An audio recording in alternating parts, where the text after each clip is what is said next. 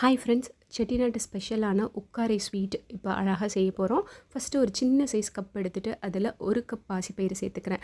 அந்த 1 கப் பாசிப்பயிரை நல்லா கழுவிட்டு நான் இங்கே வேக வச்சிடுறேன். பாத்திரத்துலேயே நான் வேக வைக்கிறேன். 1 கப்புக்கு 1 கப் இல்லைன்னா 1.5 கப் தண்ணி சேர்த்து நம்ம இந்த மாதிரி வேக வச்சிடலாம். அந்த தண்ணியோட கரெக்டாக வேகிற மாதிரி நம்ம வேக வச்சு எடுத்துக்கலாம். ரொம்ப குழைவாக வேக வைக்காமல் இந்த மாதிரி, ஆனால் நல்லா வெந்திருக்கணும்.